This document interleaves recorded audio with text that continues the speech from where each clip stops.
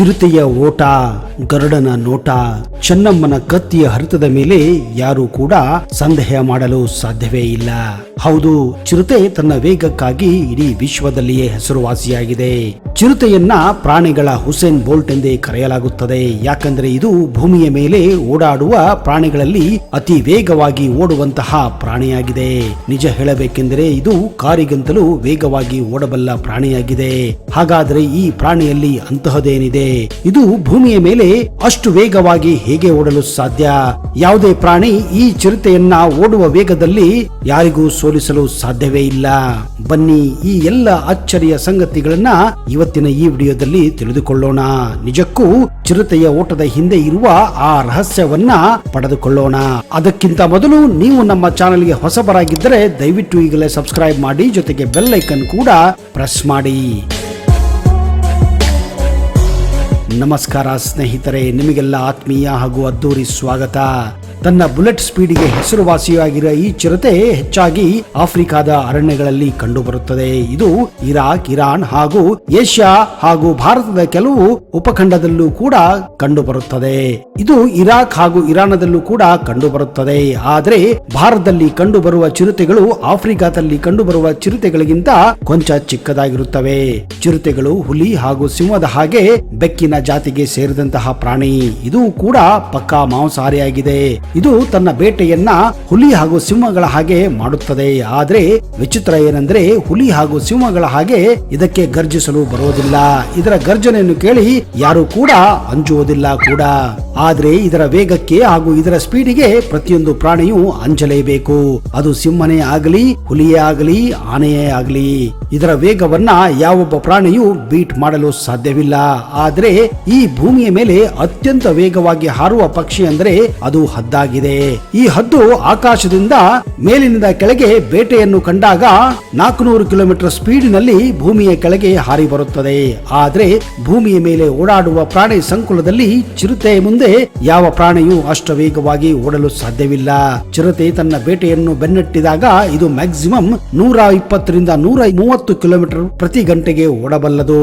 Wow, ನೀವೇ ಯೋಚನೆ ಮಾಡಿ. ಭೂಮಿಯ ಮೇಲೆ ಅತಿ ವೇಗವಾಗಿ ಓಡಬಲ್ಲ ವ್ಯಕ್ತಿ ಹುಸೇನ್ ಬೋಲ್ಟ್ 1 ಗಂಟೆಗೆ ಕೇವಲ 44 ಕಿಲೋಮೀಟರ್ ವೇಗದಲ್ಲಿ ಓಡಬಲ್ಲನು. ಆದ್ದರಿಂದಲೇ ನೀವು ಲೆಕ್ಕ ಹಾಕಬಹುದು ಈ ಚಿರತೆ ಎಷ್ಟು ವೇಗವಾಗಿ ಓಡುತ್ತದೆ ಎಂದು.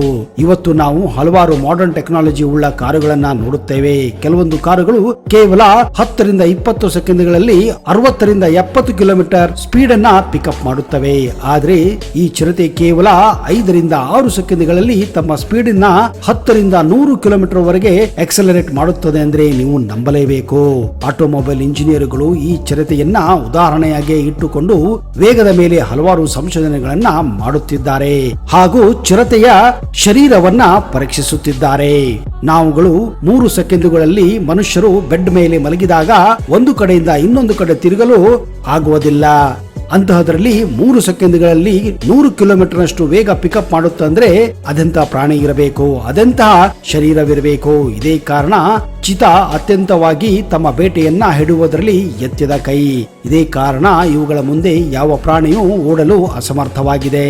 ಆದ್ರೆ ಈ ಚಿತಾ ಹೊಟ್ಟೆ ತುಂಬಿದಾಗ ಮಾತ್ರ ಓಡಾಡುವುದು ಕೊಂಚ ಕಷ್ಟವೇ. ಬನ್ನಿ ಹಾಗಾದ್ರೆ ಅದು ಹೇಗೆ ಚಿರತೆ ಇಷ್ಟೊಂದು ವೇಗವಾಗಿ ಓಡುತ್ತದೆ ಅನ್ನುವ ತಂತ್ರಜ್ಞಾನವನ್ನ ಅಂದ್ರೆ ಅದರ ಶರೀರವನ್ನ ತಿಳಿದುಕೊಳ್ಳೋಣ. ಮೊದಲನೇದಾಗಿ ಇವುಗಳ ಶಾರೀರಿಕ ರಚನೆ. ಇದರಿಂದ ಇವುಗಳು ಅಷ್ಟೊಂದು ವೇಗವಾಗಿ ಓಡಲು ಸಹಾಯ ಮಾಡುತ್ತವೆ. ನಿಜ ಹೇಳಬೇಕೆಂದರೆ ಚಿರತೆಗಳ ತೂಕ ಅತ್ಯಂತ ಕಡಿಮೆ ಆಗಿರುತ್ತದೆ. ಇದು ತನ್ನ ವೇಗವನ್ನ ವರ್ಧಿಸಲು ಚಿರತೆಗೆ ಇರುವಂತಹ ಒಂದು ಮುಖ್ಯ ಅಂಶವಾಗಿದೆ. ಇವುಗಳ ಎತ್ತರ ಹೇಳಬೇಕೆಂದ್ರೆ ಇವುಗಳು ಸುಮಾರು 3.2 ಅಡಿಯಷ್ಟು ಉದ್ದ ಇರುತ್ತದೆ. ಸಿಂಹಗಳಿಗೆ ಇವುಗಳನ್ನ ಕಂಪೇರ್ ಮಾಡಿದರೆ ಕೇವಲ 0.2 ಉದ್ದ ಕಡಿಮೆ ಇರುತ್ತದೆ ಅಷ್ಟೇ. ಆದ್ರೆ ಸಿಂಹಗಳ ತೂಕಕ್ಕೆ ಕಂಪೇರ್ ಮಾಡಿದರೆ ಇದು ಕಾಲು ಭಾಗಕ್ಕೆ ಮಾತ್ರ ಇರುತ್ತದೆ. ಒಂದು ಸಿಂಹ ಅಂದಾಜು ಪ್ರಕಾರ 250 ರಿಂದ 300 ಕೆಜಿ ವರೆಗೂ ಇರುತ್ತದೆ. ಆದ್ರೆ ಅದೇ ಚಿರತೆಯ ತೂಕ ಕೇವಲ 65 ರಿಂದ 70 ಕೆಜಿ ವರೆಗೂ ಮ್ಯಾಕ್ಸಿಮಮ್ ಆಗಿರುತ್ತದೆ. ಒಂದು ಎವರೇಜ್ ಪ್ರಕಾರ ಚಿರತೆಯ ಅಂದಾಜು ತೂಕ 50 ರಿಂದ 55 ಮಾತ್ರ. ಇದೇ ಕಾರಣ ಇವುಗಳು ಅಷ್ಟೊಂದು ವೇಗವಾಗಿ ಓಡಲು ಸಹಾಯ ಆಗುತ್ತದೆ. ಚಿರತೆಗಳು ಇಷ್ಟೊಂದು ವೇಗವಾಗಿ ಓಡಲು ಇನ್ನೊಂದು ಮುಖ್ಯ ಕಾರಣ ಅವುಗಳ ಮುಖದ ರಚನೆ ಹಾಗೂ ತಲೆಯ ರಚನೆ. ಇವುಗಳ ದೇಹಕ್ಕೆ ಅನುಸಾರವಾಗಿ ನೋಡಿದರೆ ಚಿರತೆಗಳ ಮುಖ ಆಗಲಿ ಅವುಗಳ ತಲೆಯಾಗಲಿ ಚಿಕ್ಕದಾಗಿರುತ್ತದೆ. ಇದೇ ಕಾರಣ ಗಾಳಿಯಲ್ಲಿ ನುಗ್ಗಿ ಅವು ಅಷ್ಟು ವೇಗವಾಗಿ ಓಡಲು ಸಹಾಯ ಮಾಡುತ್ತವೆ.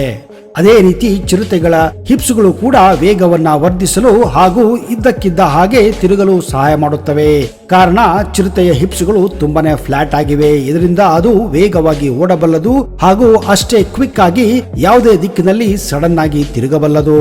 ಹಾಗೆಯೇ ಚಿರತೆಯ ಬಾಲ ಕೂಡ ಅದರ ವೇಗವನ್ನ ಹಾಗೂ ಶಾರ್ಪ್ ಟರ್ನ್ ತೆಗೆದುಕೊಳ್ಳಲು ಸಹಾಯ ಮಾಡುತ್ತದೆ. ಇದು ಅತ್ಯಂತ ತೆಳುವಾದ ಹಾಗೂ ರಬ್ಬರ್ ತರ ಗಾಳಿಯಲ್ಲಿ ತೇಲುತ್ತದೆ. ಯಾವ ಕಡೆ ಅದು ತಿರುಗುತ್ತದೆಯೋ ಅಷ್ಟು ಬೇಗವೇ ಬಾಲವು ಕೂಡ ತಿರುಗುತ್ತದೆ. ಆದ್ರೆ ಹುಲಿ ಹಾಗೂ ಸಿಂಹಗಳಲ್ಲಿ ಈ ಎಲ್ಲಾ ಫೀಚರ್ಗಳನ್ನು ಕಾಣಲು ಸಾಧ್ಯವಿಲ್ಲ. ಕಾರಣ ಅವುಗಳ ಮುಖ ಆಗಲಿ ಅವುಗಳ ಹಿಪ್ಸ್ ಆಗಲಿ ಅವುಗಳ ಬಾಲ ಆಗಲಿ ಹಾಗೂ ಅವುಗಳ ತೂಕ ಆಗಲಿ ಸ್ವಲ್ಪ ಜಾಸ್ತಿನೇ ಇರುತ್ತದೆ. ಇದೇ ಕಾರಣ ಅವು ಅಷ್ಟು ಚುರುಕಾಗಿ ತಿರುಗಾಡಲು ಓಡಾಡಲು ಸಾಧ್ಯವಾಗುವುದಿಲ್ಲ. ನೀವು ಒಲಿಂಪಿಕ್ ಆಗಲಿ ಏಷ್ಯನ್ ಗೇಮ್ಸ್ ಗಳಲ್ಲಾಗಿ ನೋಡಿರಬಹುದು, ಸ್ಪ್ರಿಂಟ್ ಅಲ್ಲಿ ಓಡುವ ಸ್ಪರ್ಧಾರ್ಥಿಗಳು ತೆಳ್ಳಗೆ ಇರುತ್ತಾರೆ. ಭಾರವಾದಂತಹ ದೇಹವನ್ನ ಇಟ್ಟುಕೊಂಡು ಓಡುವುದು ಅಪರೂಪ ಹಾಗೂ ವಿರಳ. ಇನ್ನು ಚಿರತೆಯ ಅಸ್ಥಿಪಂಜರ ರಚನೆ ಇದರ ವೇಗಕ್ಕೆ ಅತ್ಯಂತ ಪ್ರಮುಖವಾದ ಕಾರಣವಾಗಿದೆ. ಚಿರತೆಗಳ ಅಸ್ಥಿಪಂಜರ ಇಡೀ ಬೆಕ್ಕಿನ ಜಾತಿಯಲ್ಲಿ ಅತ್ಯಂತ ಕಡಿಮೆ ತೂಕದ್ದಾಗಿದೆ. ಜೊತೆಗೆ ಇದು ಸ್ಪ್ರಿಂಗ್ ತರಹ ಬಿಹೇವ್ ಮಾಡುತ್ತದೆ. ನಿಜ ಹೇಳಬೇಕೆಂದರೆ ಇದೇ ಕಾರಣ ಚಿರತೆ ತನ್ನ ದೇಹವನ್ನ ಎಷ್ಟು ಬೇಕಾದಷ್ಟು ಚಾಚಬಹುದು. ಅಂದ್ರೆ ಅದು ಅಷ್ಟು ಫ್ಲೆಕ್ಸಿಬಲ್ ಆಗಿದೆ. ಇದೇ ಕಾರಣ ಇವುಗಳ ಮುಂದಿನ ಕಾಲುಗಳು ಅಷ್ಟು ಆರಾಮವಾಗಿ ಜಿಗಿಯಲು ಸಹಾಯ ಮಾಡುತ್ತವೆ.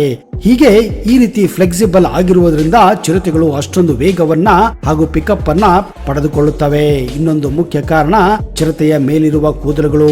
ಇವು ಬೇರೆ ಪ್ರಾಣಿಗಳಿಂತಲೂ ತುಂಬಾನೇ ಸಾಫ್ಟ್ ಆಗಿರುತ್ತವೆ. ಇವು ಗಾಳಿಯಲ್ಲಿ ಹೋಗುವಾಗ ಗಾಳಿ ಇವುಗಳ ದೇಹದ ಮೇಲೆ ನಿಲ್ಲುವುದಿಲ್ಲ. ಹೀಗಾಗಿ ಇವು ಆರಾಮವಾಗಿ ಗಾಳಿಯನ್ನ ಸೀಳಿಕೊಂಡು ದಾಟಿ ಹೋಗುತ್ತವೆ ಹಾಗೂ ವೇಗವನ್ನ ತಡೆಯಲು ಈ ಕೂದಲುಗಳಿಗೆ ಸಹಾಯವಾಗುವುದಿಲ್ಲ. ಇಷ್ಟೆಲ್ಲ ಎಲುಬುಗಳಲ್ಲಿ ಫ್ಲೆಕ್ಸಿಬಿಲಿಟಿ ಹಾಗೂ ದೇಹದಲ್ಲಿ ಫ್ಲೆಕ್ಸಿಬಿಲಿಟಿ ಇರುವುದರಿಂದ ಚಿರತೆಗಳು ಸುಮಾರು 6 ರಿಂದ 7 ಮೀಟರ್ ಒಂದೇ ಸಾರಿ ಜಿಗಿಯುತ್ತವೆ. ಹೀಗಾಗಿ ಓಡುವ ಸಂದರ್ಭದಲ್ಲಿ ಚಿರತೆ ಭೂಮಿಯ ಮೇಲೆ ಇರುವುದಕ್ಕಿಂತ ಹೆಚ್ಚಾಗಿ ಇದು ಗಾಳಿಯಲ್ಲಿಯೇ ತೇಲುತ್ತಿರುತ್ತದೆ. ಇದೇ ಕಾರಣ ಇವು ಒಂದು ರೀತಿಯ ಚಿಕ್ಕ ವಿಮಾನಗಳೆಂದೇ ಹೇಳಬಹುದು. ಆಗಾಗ ನೆಲಕ್ಕೆ ಬಂದು ಟೇಕ್ ಆಫ್ ಮಾಡಿ ಮತ್ತೆ ಜಿಗಿಯುತ್ತವೆ. ಬೇರೆ ಪ್ರಾಣಿಗಳ ಹಾಗೆ ಇವು ರಾತ್ರಿಯ ಸಮಯದಲ್ಲಿ ಶಿಕಾರಿ ಮಾಡುವುದಿಲ್ಲ. ಇವುಗಳು ಹೆಚ್ಚಾಗಿ ಹಗಲಿನಲ್ಲಿಯೇ ಬೇಟೆಯನ್ನ ಆಡುತ್ತವೆ. ಚಿರತೆಗಳು ಹೆಚ್ಚಾಗಿ ಚಿಕ್ಕ ಚಿಕ್ಕ ಪ್ರಾಣಿಗಳ ಬೇಟೆಯನ್ನು ಆಡುತ್ತವೆ. ಚಿರತೆಗಳಿಗೆ ಮೊಲಗಳೆಂದರೆ ತುಂಬಾನೇ ಇಷ್ಟ. ಅಷ್ಟೇ ಅಲ್ಲ, ಇವು ಜಿಂಕೆ, ಕಾಡು ಎಮ್ಮೆ, ಕಾಡು ಕೋಣ ಇತ್ಯಾದಿ ಪ್ರಾಣಿಗಳನ್ನು ಕೂಡ ಬೇಟೆ ಮಾಡುತ್ತವೆ. ಚಿರತೆಗಳು ಹೆಚ್ಚಾಗಿ ಒಂಟಿಯಾಗಿ ಓಡಾಡುವುದಿಲ್ಲ. ಅವು ಹೆಚ್ಚಾಗಿ ಗುಂಪಿನಲ್ಲಿಯೇ ಇರುತ್ತವೆ. ಹೆಚ್ಚಾಗಿ ಗಂಡು ಚಿರತೆಗಳು ಗುಂಪಿನಲ್ಲಿರುತ್ತವೆ. ಇವುಗಳು ತಮ್ಮ ಏರಿಯಾಗಳನ್ನ ಕಾಯ್ದುಕೊಳ್ಳುತ್ತವೆ. ಹೆಣ್ಣು ಚಿರತೆಗಳು ಹೆಚ್ಚಾಗಿ ಗುಂಪಿನಲ್ಲಿ ಇರುವುದಿಲ್ಲ. ಇವುಗಳು ಒಂಟಿಯಾಗಿ ಓಡಾಡುತ್ತವೆ. ಇವುಗಳು ತಮ್ಮ ಕಾಲಿನ ಹೆಗ್ಗುರುತುಗಳಿಂದ ಹಾಗೂ ಮಲ ಮೂತ್ರದಿಂದ ತಮ್ಮ ಏರಿಯಾವನ್ನ, ತಮ್ಮ ಬೌಂಡರಿವನ್ನ ನೋಡಿಕೊಳ್ಳುತ್ತವೆ ಹಾಗೂ ಗುರುತಿಸುತ್ತವೆ. ಚಿರತೆಗಳು ಒಂದೇ ಬಾರಿಗೆ 2 ರಿಂದ 8 ಮರಿಗಳಿಗೆ ಜನ್ಮ ನೀಡುತ್ತವೆ. ಮರಿಗಳನ್ನು ನೋಡಿಕೊಳ್ಳಲು ಹೆಣ್ಣು ಚಿರತೆ ಎತ್ತರದ ಪೊದೆಗಳ ಹಿಂದೆ ಮನೆಯನ್ನ ನಿರ್ಮಿಸುತ್ತದೆ. ಕೆಲವೊಮ್ಮೆ ಹೆಣ್ಣು ತನ್ನ ಮರಿಯನ್ನ 16 ರಿಂದ 24 ತಿಂಗಳವರೆಗೆ ನೋಡಿಕೊಳ್ಳುತ್ತದೆ. ಮಾನವನ ಬೇಟೆ ಮತ್ತು ನಗರೀಕರಣಗಳಿಂದಾಗಿ ಚಿರತೆಗಳ ಮನೆ ನಾಶವಾಗುತ್ತಿದೆ. ಇದರಿಂದ ಈ ಜೀವಿಗಳು ಅಳಿವಿನ ಅಂಚಿನಲ್ಲಿವೆ ಎಂದು ಇತ್ತೀಚಿನ ನ್ಯಾಷನಲ್ ಜಿಯೋಗ್ರಫಿಕ್ ಚಾನೆಲ್ನಲ್ಲಿ ಹೇಳಲಾಗಿದೆ. ಸ್ನೇಹಿತರೆ, ಇಂಥ ಚಿರತೆಗಳನ್ನು ಕಾಪಾಡುವುದು ನಮ್ಮ ಧರ್ಮ. ಇಲ್ಲವಾದರೆ ಮುಂದಿನ ಪೀಳಿಗೆಗಳಿಗೆ ಚಿರತೆ ಎಂದರೆ ಏನು ಅಂತ ನಾವು ಬರೀ ಚಿತ್ರದಲ್ಲಿ ಮಾತ್ರ ತೋರಿಸಲು ಸಾಧ್ಯ. ಸ್ನೇಹಿತರೆ, ಒಂದು ವೇಳೆ ನಿಮಗೆ ಈ ವಿಡಿಯೋ ಇಷ್ಟ ಆದಲ್ಲಿ ದಯವಿಟ್ಟು ಈಗಲೇ ಇದನ್ನ ನಿಮ್ಮ ಸ್ನೇಹಿತರ ಜೊತೆ ಹಂಚಿಕೊಳ್ಳಿ. ಇಂತಹದೇ ಅಚ್ಚರಿಯ ಮಾಹಿತಿಯುಳ್ಳ ವಿಡಿಯೋಗಳನ್ನ ಮುಂದಿನ ಸಂಚಿಕೆಯಲ್ಲಿ ಮತ್ತೆ ತರುತ್ತೇನೆ. ಅಲ್ಲಿಯವರೆಗೆ ಜೈ ಹಿಂದ್, ಜೈ ಕರ್ನಾಟಕ. ನಿಮಗೆಲ್ಲ ಶುಭವಾಗಲಿ.